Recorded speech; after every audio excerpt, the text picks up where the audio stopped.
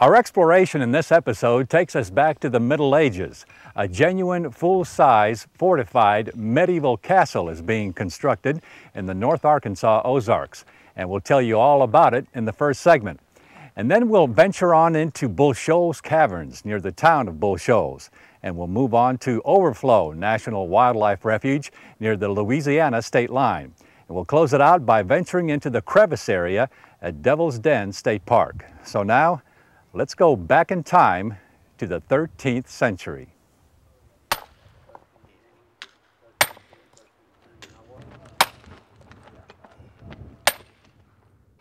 So how did Arkansas become the chosen one for the construction of a medieval castle? Well, there was different aspects that came together. It started out with John Marc Mirat, who was the owner, he's a Frenchman who's lived here for 20 years, the owner of the land, and his happenstance meeting with Michel Guyot in France, and they started talking castle talk. And John Marc noticed that where there was castles in, where Michel Guyot had his castle in France resembled a lot this territory here, and he said there's a lot of people in the United States that couldn't go to Europe to see a real medieval castle, and he said, why don't we bring it to them? And so he invited Michel Guyot to come here, and when he saw this beautiful location, as well as having everything that they needed, the stone, the clay, the wood, everything on the land, then the rest is history.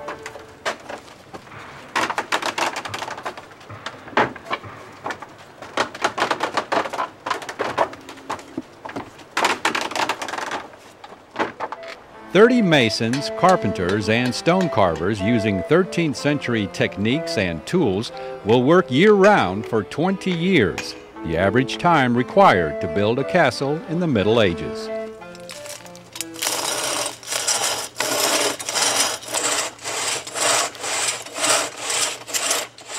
It's not everybody that can say they helped build a castle. Yeah, that's correct. In our society today, there's not very many projects that will take a lifetime to complete. This being only the second one I'm aware of in the world, I think it's an outstanding opportunity to build something that'll be here long after I'm gone. So what kind of an experience has it been for you as far as, you know, working with the tools of, and the means of the Middle Ages? It's been kind of an adjustment. There's been kind of an adjustment period. I'm getting used to it now. The power tools, kind of miss our power tools, chainsaws, modern conveniences we miss, but it's very rewarding, you know, spending a day and working hard and having a very small piece done at the end of the day.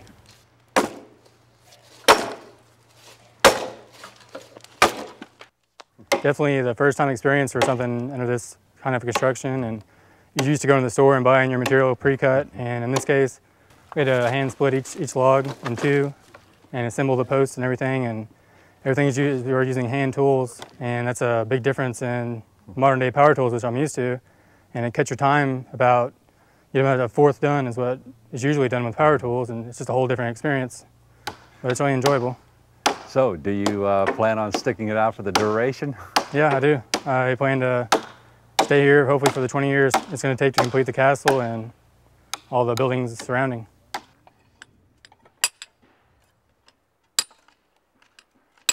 Yes, this is my first time, and it's something that's very different, and it's something that I really enjoy because of just the history thing about it, and you know, you can learn something different, learn the way they used to do things in the 13th century, and you use a lot of the tools, and you do it the hard way, and it's real interesting. Does it get to be frustrating maybe at times?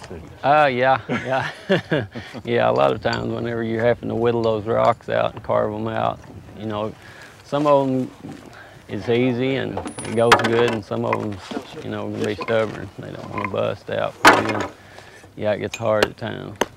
So do you plan to stick it out for the duration? Yeah. Oh, yeah. Yeah. I'm hoping everything goes well, and I'll be here for 20 years.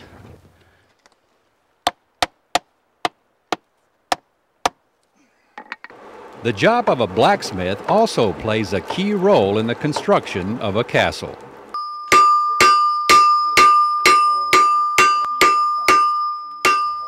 Yeah, it's just to keep the tools sharpened up, make new tools when they break, make the horseshoes for the horse, and just to keep the castle going up. And then everything's made right here. What sort of an experience has it been for you thus far? Great experience. Yeah, it's different than the modern tools. Getting back in the old way of doing the forging and working of the metals. And it's been a real experience. So do you plan to stay the duration here, 20 years? Hopefully, yeah. Right now, that's what I got in mind. Yeah. It's different, but hopefully I can stand the heat.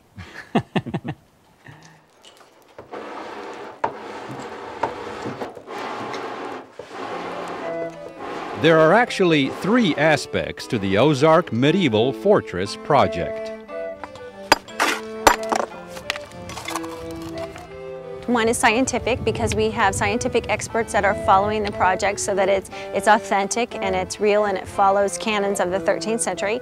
It's also educational. It's a perfect open air history book for people to come out, groups to come out, schools, anybody to come out and learn a little bit about history, architecture, math, art, all kinds of things. And it's also a human project because we have our guys that are building the castle, but we will also have volunteers that come and work together with the professionals building the castle. So you've got the experts, novices, volunteers, employees. It's a whole human interaction that gives a real spirit to the project.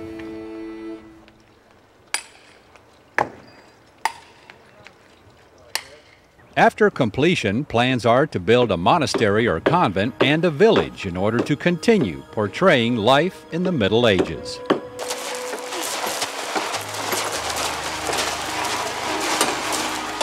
So come and experience for yourself an amazing feat in the Arkansas Ozarks north of Harrison, ongoing until the year 2030.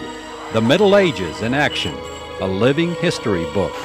The age of chivalry lives on.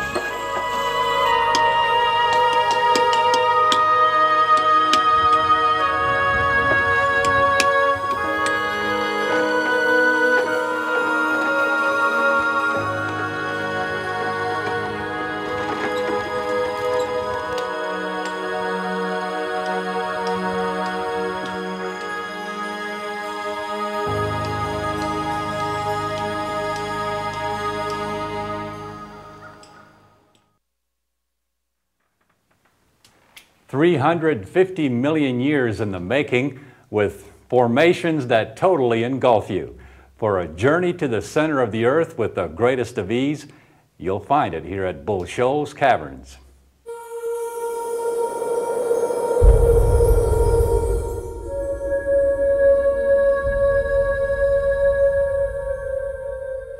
So as mineral water is coming through, it's going to pick up that rust and leave it on the formations. So tannin brown clay, you're going to have tannin brown formations. If you go to North Carolina where they have rich iron deposits, it's going to be orange to light orange formations. So what I'm basically saying is soil content and bedrock levels will give you an idea of what to expect before you ever set foot inside of any cave.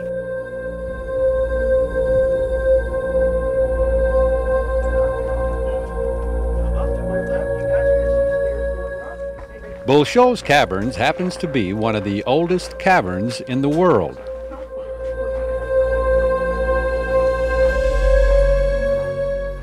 It's 350 million years old, which means that it does hold the claim to fame for having every known formation throughout the United States.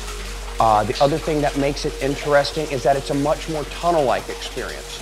Usually many caves you go to, such as Blanchard Springs or Mystic or Cosmic, they're a much more dome-like experience and it's very large. So I tell people to appreciate those caves for that size, but at the same time, when you come to us, you have a cave, I would like to say, that's in your face. As you're walking around, you're within inches of things instead of several feet from things. The other thing that I like about this cave is its location and a lot of the personal history that's attached to it. Like in 330 BC, the Cliffwalker Indians were the first people to utilize it as a home. Afterwards, there came the Reed Indians, the Osage Indians, all the way up until the early settlers moved into this area. After they left the area, the settlers took over the cave temporarily for storing supplies, things like that, by putting logs in our water, similar to that of a well core. And then way later on down the road, you would have Confederate soldiers utilizing the cave for the purpose of making gunpowder and using it for a light triage. The reason being is just temperature. It's 59.6 degrees inside, so the human body reacted way better to that. And the working conditions for working underground was much more comfortable than being outside. After that, it was utilized by moonshiners before, during, and after Prohibition, just for simply hiding a still in a cave instead of your backyard. And then after that, it was put up for tourism in the 50s.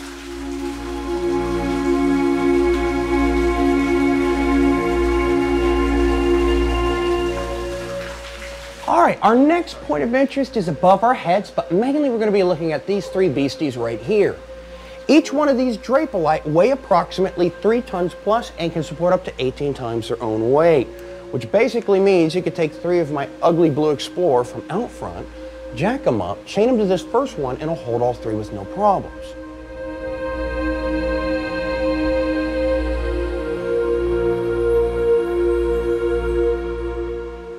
Then we have this stone waterfall looking thing. Its complicated name is flowstone. Just think of flowing stone and you'll always get flowstone. Then behind this gentleman's head is cave coral. And then last but not least, behind you guys in this cubby hole is a column. Now, all these formations have one thing in common. They're made from calcite. This comes to pass as water goes through topsoil, hitting pockets of carbon dioxide, becoming a light carbonic acid. So it leaches and dissolves and evaporates and in turn leaves those minerals behind.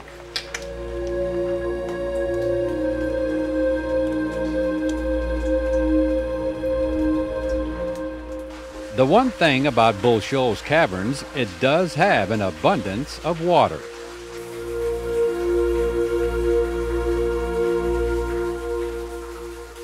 The water is spring-fed. To the best of my current knowledge, it's 99.32% pure with a 0.68 percentage of just mineral content, so it's very healthy to drink. The only problem with that is it lacks its own individual biology to support massive cave life in there, such as blind fish and so forth and so on. So basically, you can go down as long as you're not being flooded out, grab yourself a cup of something to drink and feel refreshed.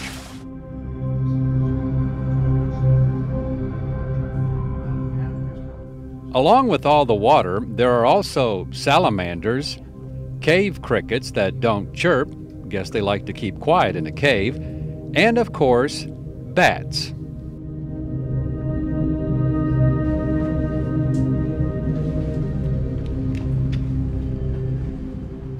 Interesting thing about caves, you can venture into the same one many times, and each time it's a different experience.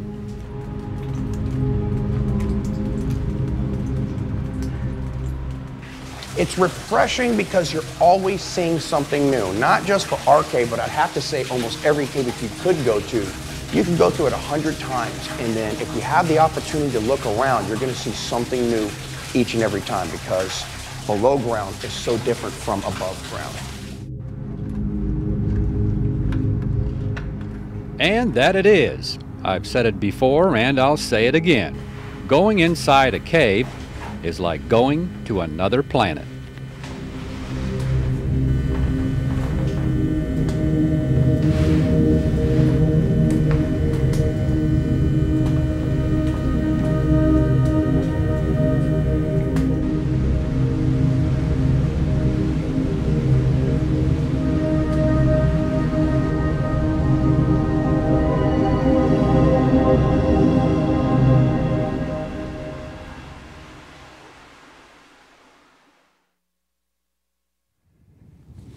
"200 years ago, the lower Mississippi River Valley contained some 24 million acres of bottomland hardwood forests. Today, only about 4 million acres remain. Overflow National Wildlife Refuge within the tributary of Overflow Creek was established in 1980 to protect one of the last remaining bottomland hardwood forests considered vital in maintaining waterfowl along the Mississippi Flyway.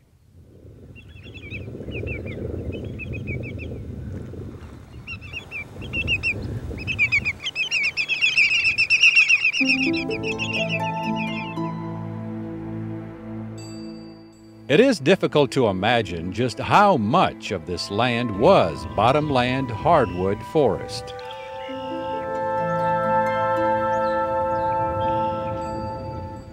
it was just covered. The big land clearing started probably around the Civil War when there was labor to clear the land.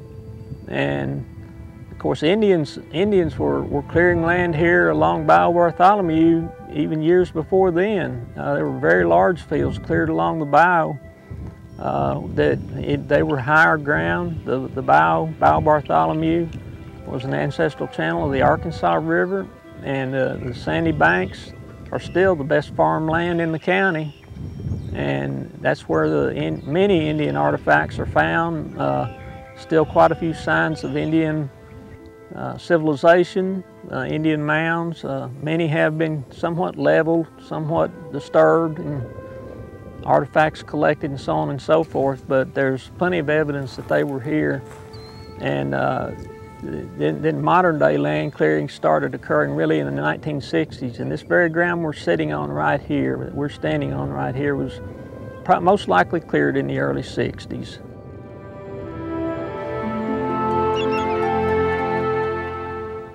About 2,000 acres on the refuge have been reforested with the hardwoods that once grew here.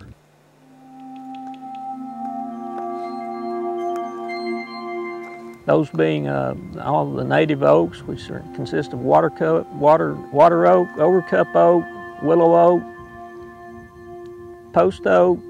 It's actually called Delta post oak down here, slightly different species or subspecies. And cherry bark oak.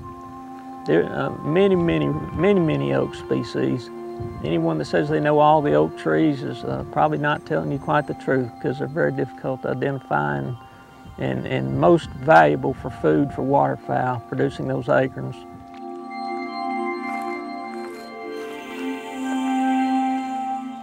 Refuge manager Lake Lewis, in talking to us, inadvertently mentioned why National Wildlife Refuges, Overflow included, are referred to as America's best kept secret.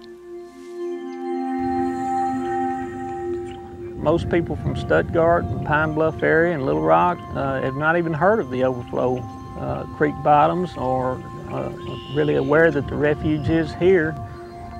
We still have great duck migrations, nothing quite like they used to be in the old days, but we usually have full parking lots whenever we do have plenty of water and plenty of ducks.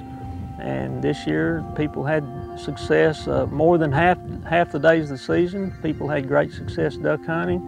In the green timber, primarily mallards are the main species of waterfowl that people are after. There are plenty of green-winged teal in the green timber down here, and lots of wood ducks, and occasionally even a few pintails and some gadwalls. Out here in the fields, we have a diverse array of ducks, gadwalls, green-winged teal, blue-winged teal, diving ducks, plenty of mallards. Gadwall and mallard are probably the two most sought-after species here. And as winter comes to an end and we ease into this time of the year, we start seeing fewer ducks as we have today. We haven't seen very many ducks, but the shorebirds start moving on their northern migration back to Canada. That's what we're looking at here on this wetland today is a variety of shorebirds. They're feeding. They will feed till they just cannot stand it any longer. Then they will pick up and migrate further north until they lose practically half of their body weight, and then they will look for other wetlands like this in the Midwest as they move their way up through the Mississippi River Valley, and then they will set back down and feed. And these are very, very important areas, these little small wetlands like we manage right here for these shorebirds. And as the shorebirds leave in the summertime, these wetlands will fill up with crawfish and small fish, and wading birds will come in here and be often very thick at times. This field right here, for example, if we keep it full of water like we're going to do this summer, it'll be literally white with white egrets, and even later on white ibis, wood storks, great blue herons, green herons. In other words, plenty of wildlife year-round for everyone to come, experience, and enjoy.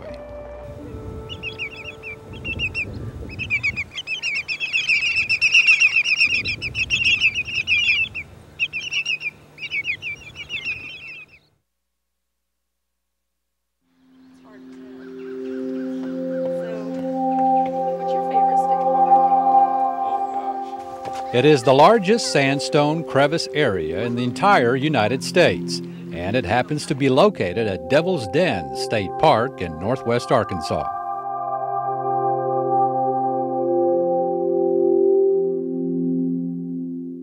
Well, it is certainly a beautiful area to come and explore. It's quite an adventure.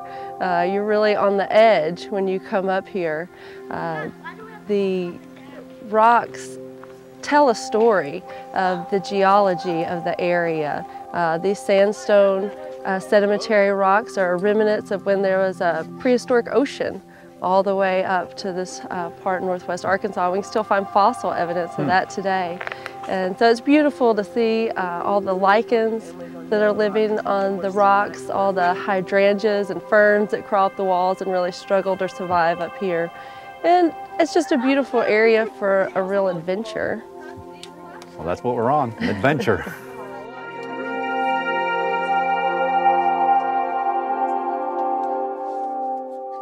The crevice area is along Devil's Den Trail, which begins behind the Visitor Center. This trail is a designated component of the National Trail System. The crevices are also recognized by the Arkansas Natural Heritage Commission as a rare habitat critical to the survival of threatened and endangered species.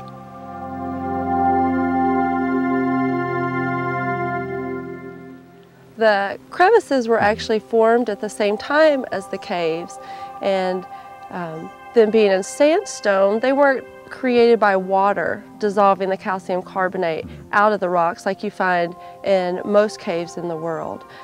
These were actually created when a chunk of the plateau side slid down into the valley and cracked open. And that's why when you look at the two sides, you can actually see how they'd fit back together. Of course, we're in the Ozark plateaus. Plateaus, all the rocks should be completely horizontal with the horizon, but here at Devil's Den we have a dip known as a syncline in the rock layers. Having this heavy sandstone, which is permeable to water, sitting on top of a layer of shale that's been eroding away by Lee Creek for millions of years, which is impermeable to water, set up just the right circumstance to have the sandstone slide down off of the bluff and crack and break open, creating these huge fracture crevices that we see today.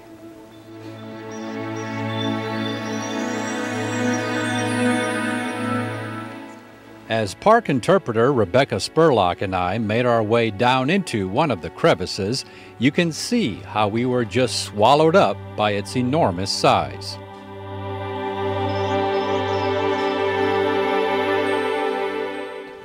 As we go down, you can feel how it gets a little bit cooler because that cold air sinks, kind of a thermocline like you would find in a lake or pond.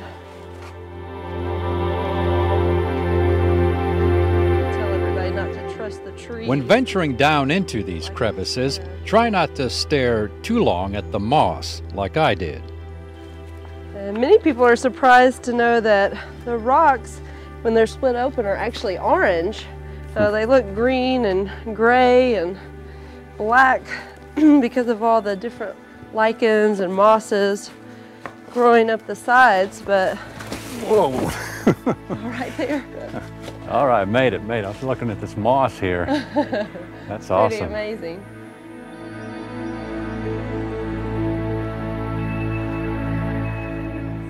And if you really look at the two sides, you can start to see how they would fit back together. You see how that piece hangs out? And then there's a break in that piece. If we were strong enough, we could push this back into one solid bluff side.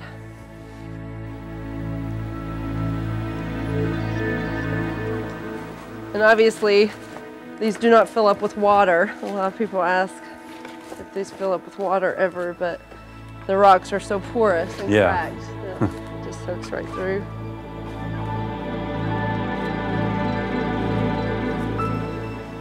can really see all the layers of time down here. Yeah.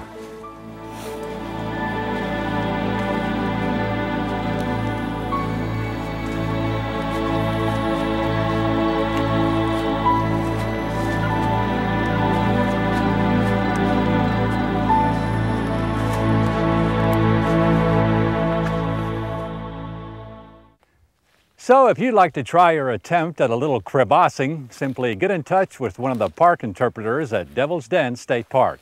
And for more on this destination, plus many of our others, and to read my blog or to order a copy of an episode, visit our website, aetn.org/exploring-Arkansas. And we'll see you again the next time for another exciting adventure on Exploring Arkansas.